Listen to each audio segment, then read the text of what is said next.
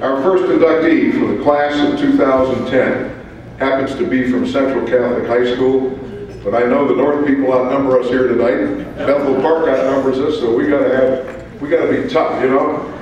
He is a graduate of Central Catholic 1961, went on to an all-conference career at Bucknell University. His college coaching career took him to Bucknell, Boston University, Kent State, and the University of Kentucky. He's coached in five different professional leagues. The NFL with the Washington Redskins and Atlanta Falcons, where he was defensive coordinator, and then the CFL, the Hamilton Tiger Cats, where he was offensive coordinator. He coached in the World League, the USFL, and last but not least, the Arena League, leading the Pittsburgh Gladiators to the first Arena Bowl. He's been the Southeast Scout for the Buffalo Bills the past 10 years, working out of his home in Alpharetta, Georgia. Would you please welcome the first inductee of the class of 2010, Joe Haering.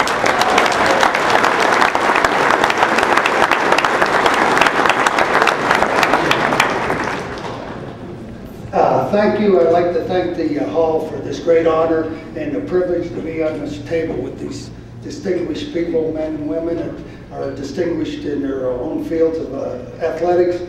And I want to say that I'm now coaching at SMU, so I haven't given up the ghost yet. And I just went down there this past year, and June Jones, who's one of my best friends and the head coach there, tells our players all the time, it's not the destination, but it's the journey.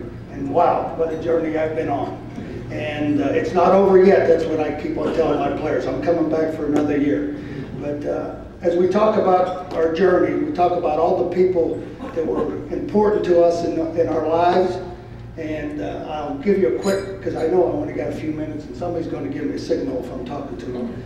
But it goes back to my roots. When I was 6 years old, my first memories, I was in Morningside, you know, the eastern section where the old money hangs out. Of Pittsburgh, we overlook the beaches and the Allegheny. But I was leaning up against the telephone pole, and I was 6 years old, I was trying to stay awake. One of my older brothers was playing for the Morningside Bulldogs, and I know you people all know that organization. And I became a water boy. They made me a water boy. And I couldn't stay up past 8 o'clock, so my brother when I'd fall asleep against the pole, he'd pick me up, put me over his shoulder, and take me home. So that was my first memories, and I was lucky enough to find something that I love to do, and I've made a living and a life out of football. But it's been so many people. It started there in Morningside. My dad was so involved in the organization that I was the youngest of 7 kids, and he put a second mortgage on his house. If my mother ever found out, she'd kill him. But he put a second mortgage so they could get equipment for the team. And then I went on from there to go to Central Catholic, and I never did lose the North, by the way. Or if I did, I don't remember it. And I had great coaches there that, and to this day, one of my nephews, or 2 of my nephews, are high school coaches. The high school coaches are where it's all about. They're the ones that teach the game. They teach the kids the lessons of life. And I was lucky enough to have good coaches there, and lucky enough to be recruited to college. And one of the schools that was recruiting me was Bucknell, which was a very good academic school. And one of my oldest brothers said, you know, wherever you go to college. Now remember, football is not everything. It's not going to be what you're going to do for the rest of your life. So you go someplace where you get your best education. So I went to Bucknell, and now I'm still in football. And one of these days I'm going to get a real job. I don't know. But from there, I wasn't drafted by the NFL, but drafted by the Army, and served in Vietnam. And tonight, I just want to say the real heroes are 3 or 4 of the men. I happened to be a company commander in Vietnam, and 3 or 4 of the guys that I served with are here, and they're the real heroes.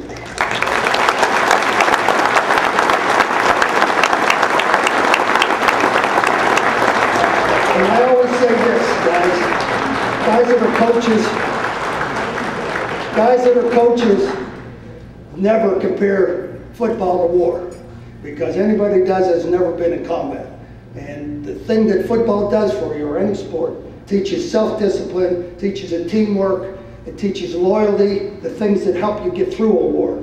And there's that story about World War II when some Army troops were caught behind enemy lines, and they had to find somebody to go and get help.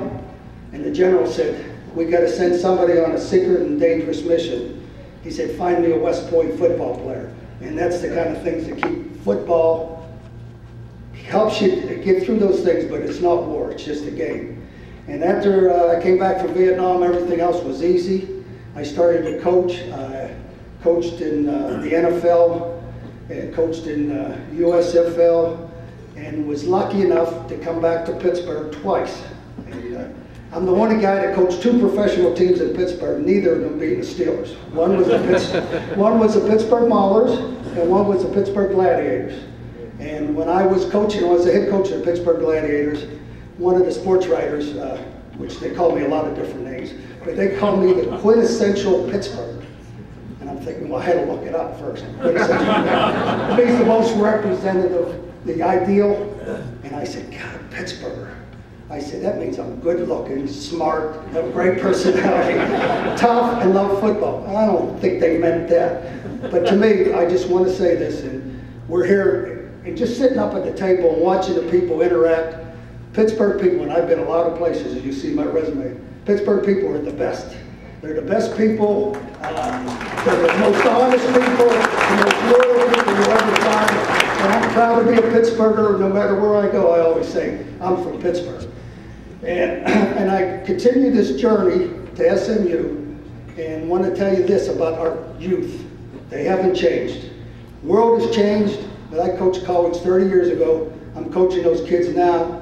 They still want to be disciplined. They want somebody to teach them what is right and wrong. They want to be part of a winner.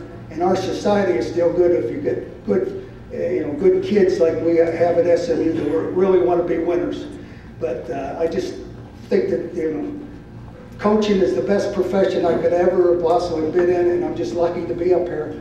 But I do want to thank some people. Number one, I want to thank the guys from Morningside that taught me never to back down and always stand up for myself. I want to thank the players that I've coached that were always so, nice to me, or well, I wasn't always nice to them, but I would, and all the other, I would just have so many people. I want to thank my wife. If I don't, I'll really be in trouble. For 30 years she's been putting up with all these things. I have my brothers and sisters here. I was the youngest of 7, and I was the baby, and they kind of always pampered me. But I want to thank everybody that's come here for me, and I want to thank you people, and this is a great honor, and I'm going to cut it short. Good night.